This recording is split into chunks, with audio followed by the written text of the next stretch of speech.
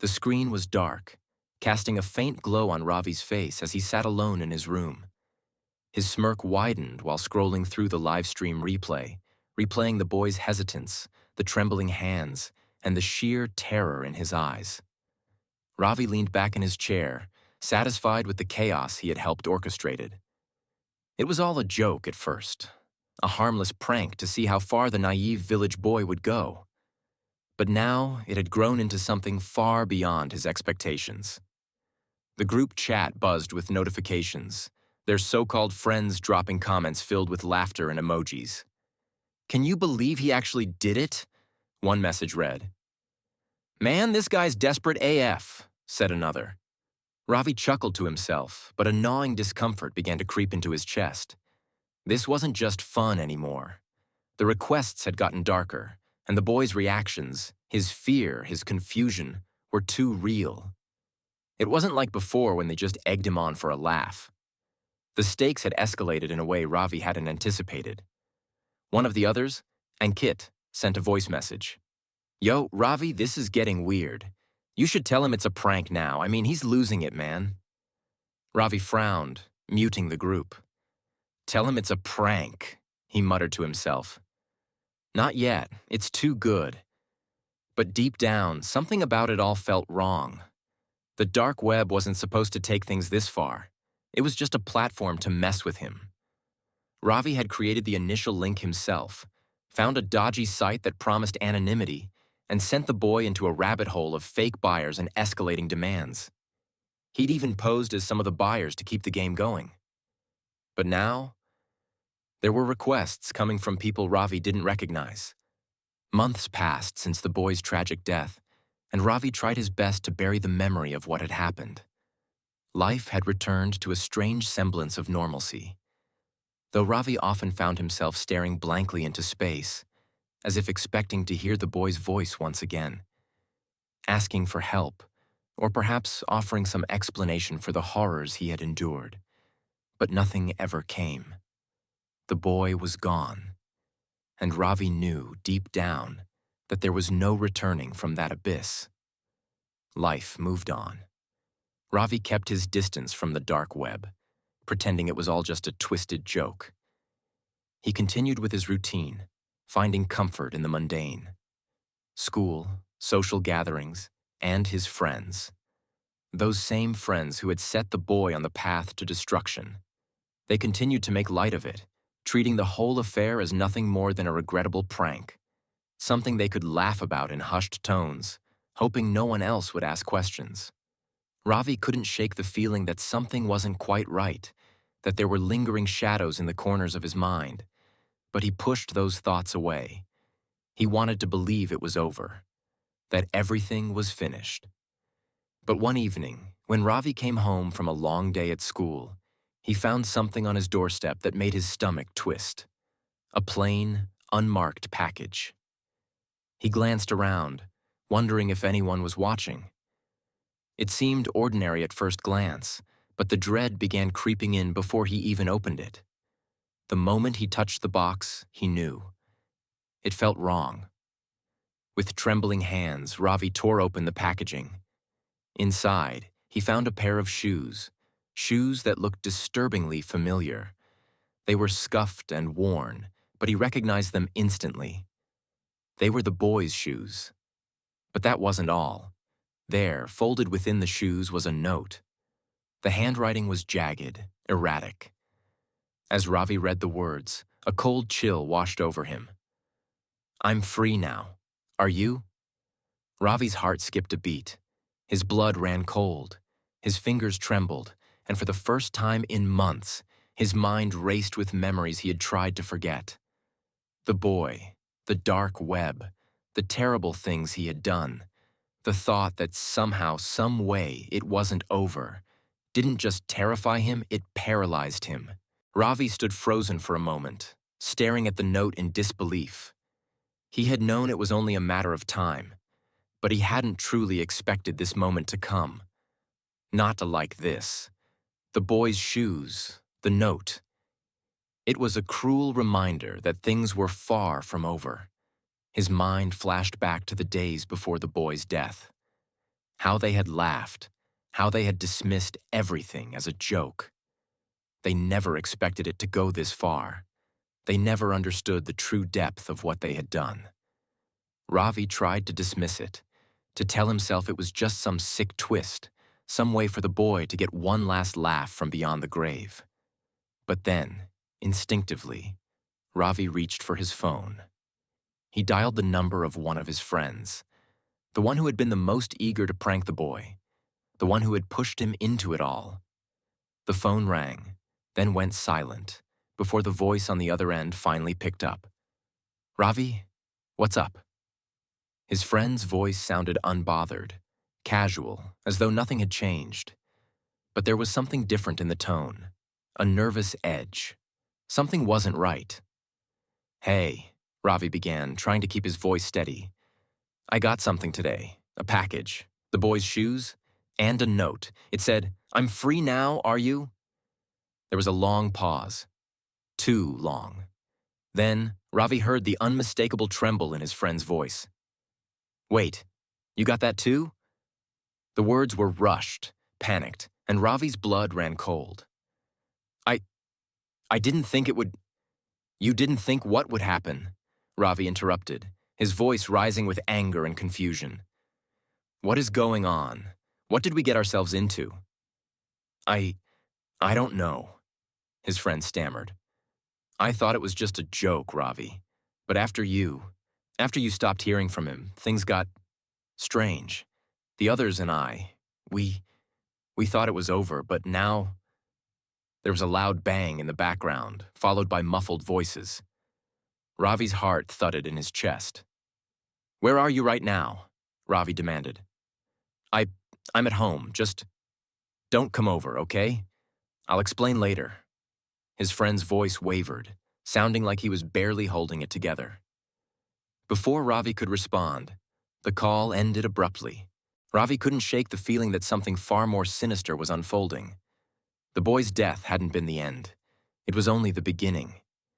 He decided to call the rest of his friends. One by one, he heard the same panic in their voices. Trembling, unsure of what to say. It was clear now. The prank had gone too far. They were in it together, tangled in something much darker than they had ever imagined. Ravi began piecing the puzzle together, slowly realizing that the boy's death hadn't been a result of his actions alone. The dark web had played them all. The package, the note, the trembling voices of his friends. It was as if they were being dragged into the same nightmare. The boy was no longer just a victim. He had become the agent of their downfall. Ravi couldn't breathe. The walls felt like they were closing in. He received another notification on his phone. This time, the message wasn't from his friends. "You're next." Ravi slammed the phone down, his heart racing. He wasn't sure if the dark web was playing him or if he was truly part of something much larger now. Either way, the fact remained that he couldn't escape it. And the worst part? His friends had been playing along, taking him down with them, unknowingly becoming pawns in a sick game. It wasn't over, and there was no escape. Ravi sank to the floor, his head spinning. The final note, the warning that had come with the shoes, wasn't just a message. It was a demand, a call to join in, to participate in the game he and his friends had set in motion. And now, the dark web was coming for them all. Ravi couldn't sleep that night. The note had unsettled him more than he cared to admit. His thoughts were a jumbled mess of confusion, fear, and anger. What was happening? How had something so simple, a joke, a dare, a sick thrill, spiraled into something much darker? He tried to push it out of his mind. He had no evidence that the dark web was still involved, no proof that there was anything more than a cruel prank. But the constant gnawing feeling in his gut wouldn't let him forget. Every time he closed his eyes, the words, "I'm free now. Are you?" echoed in his mind, like a ticking clock. Then, as he was pacing around his room, his phone buzzed. It was another notification, this time from an unknown sender. "You can't run forever." His breath caught in his throat. The words were simple, but they carried an unbearable weight. It was a direct threat. There was no denying it now. Whoever, or whatever, was behind this wasn't going to let him go. Without thinking, Ravi opened his laptop. His hands shook as he typed the URL he knew too well. The dark web. He had been on it before, under the guise of curiosity and peer pressure, but never had he felt this kind of fear. The moment the screen loaded, his stomach twisted in knots. Messages started flooding in, just like before. Anonymous usernames, strange codes, and cryptic requests filled the screen. But something was different now. There was a pattern, a deliberate path he could trace. One message stood out. "You've been marked. Welcome to the game." Ravi's heart raced. The boy's warning, the shoes, the note. It was all part of this. He was in too deep now. There was no turning back. He scrolled through the dark threads, the unsettling posts growing more sinister with each passing second. Some were simple exchanges about illegal activities, drugs, money, stolen identities, but others were more disturbing. Requests for help, for volunteers, for people to take part in something darker, something unimaginable. Ravi clicked on a thread titled "The Final Test," a thread that made his stomach lurch. The first post had a simple message. "We are watching. You'll know when it's time." His hand hovered over the keyboard as he read it again, and then it hit him. It wasn't a joke. It wasn't a random event. It was a game, a twisted, sick game, and he was one of the players. The darkness wasn't done with them. It had only just begun. Days passed in a haze. Ravi couldn't shake the growing sense of dread that was gnawing at him. He avoided his friends, unsure of what to say, too scared to face them. What if they were being pulled into the same nightmare? What if they were all doomed to repeat the boy's fate? But then the messages started coming in more frequently. "Are you ready? Join or be left behind. Don't disappoint us." They were unmistakably threats, but at the same time, they felt like invitations, an offer he couldn't refuse. His phone rang late one night. It was one of his friends, the one who had been the most carefree about the whole situation. Ravi's stomach churned as he answered. "Ravi." His friend's voice came out in a shaky whisper. "It's happening. It's all happening." Ravi's heart skipped a beat. "What are you talking about?" I've been getting messages too, just like you. I thought it was just another prank, but then I got something else." "What did you get?" Ravi asked, his voice barely a whisper. "I don't know what it is, but it's a video. It's from the boy. Or, I don't know, Ravi, it's not just a video. It's like a recording. He's asking us to join him, to do something for him." Ravi's blood ran cold. "You're sure this isn't just some twisted joke?" Ravi asked, trying to keep his voice calm. "No, I thought it was, but I watched it. I can't explain it. The boy, it's like he's still alive, Ravi. Somehow." Ravi wanted to scream.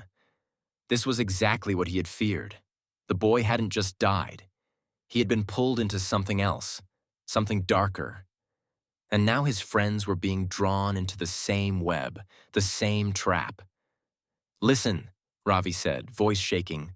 "Don't open any more of those messages. We have to stop this. It's not real." But it was too late. The boy had already set his trap, and now Ravi and his friends were the prey. It wasn't long before Ravi's phone buzzed again. Another message from the dark web. This one was different. It wasn't a request. It was a demand. "Make your choice. Join or refuse. If you refuse, your life will be forfeited."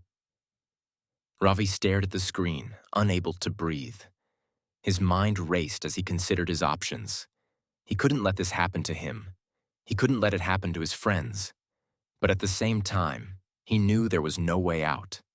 They were already involved. And it was too late to run. The game had begun. Ravi's eyes fell on the package, the boys' shoes, the note, the reminders that they were never free, that the dark web owned them now, that they had all become part of something much larger, something much worse. The sound of his phone ringing once more made him jump. It was his friend again. But this time, his friend's voice was trembling with fear. Ravi, they're coming for us. We have no choice. I'll do whatever they want. I'll join. Ravi felt the cold weight of inevitability press down on him. His pulse pounded in his ears as he looked at the screen. You have to listen, Ravi whispered, trying to hold it together. Don't do it. We can still get out. We can still... But the call cut off. And just like that, it was over. Weeks passed, and Ravi convinced himself that the worst was behind him. The constant gnawing fear had faded, replaced by an unsettling silence. The dark web, its requests, and the terrifying videos seemed like a distant nightmare, one he had narrowly escaped. He tried to move on, throwing himself into his studies, his social life. His friends, though shaken, appeared to be healing. The fear of the dark web, of its anonymous threats, seemed like a bad memory. Until one evening, Ravi's phone buzzed again. He froze. A simple notification. No message, no words. Just a video. The video began innocuously enough, a shaky, low-quality recording. It was of his old friend, the one who had been in the game with him. The boy was sitting in a dark room, his face drained of color, eyes hollow as if he hadn't slept in days. His lips moved, but no sound came from the video. The camera zoomed in on his friend's face, closer and closer, until Ravi felt as though he could see every detail, every twitch, every bead of sweat on his friend's brow. And then, the video froze, the final frame capturing his friend's haunted expression. Suddenly, a message flashed on the screen. You should have joined. It's too late now. Ravi's heart raced, panic rising in his chest. His breath became shallow. This wasn't a prank, not this time. This wasn't something that could be brushed off. The screen flickered and cut to black, leaving a thick, suffocating silence in its wake. Ravi's thoughts raced. Was it over? Was it really? Could they escape the grasp of the dark web? Without thinking, he grabbed his phone and called his friends. Each call went unanswered, the growing sense of dread thickening with each ring. His mind raced. What had happened? Were they truly free? Then his phone buzzed again. A new notification. The message was simple, but the words sent a shiver down his spine. We are watching you. He quickly dialed his friends again. This time, one of them picked up. Ravi, I don't know what's happening. I thought it was over. His friend stammered, his voice trembling. But it's coming after us. I don't know how, but it knows. Ravi's heart sank as he heard the fear in his voice. It was real. The dark web, the game, the terrifying presence. They had never truly escaped it. They were still being hunted. I thought we were done with this, Ravi whispered, his voice barely audible. You can never run from it, his friend replied, almost pleading. They never let you go. We thought we were safe too. But they're back. They know everything. They'll never stop. Ravi slammed his fist against the table, his mind spinning. The darkness had never left. It had only been waiting for them to believe they were free. And then it hit him. Those words from the message. You should have joined. He sank into his chair, overwhelmed with terror. It wasn't over. Not by a long shot. The screen of his phone flashed once again, and this time, a new message appeared from an unknown sender. His hands shook as he read it. Are you ready to play again? It was a question that sent a cold chill through his spine. The nightmare was not finished, and Ravi had no idea how far the darkness was willing to go to drag him and everyone he loved back into its grasp. The game had only just begun.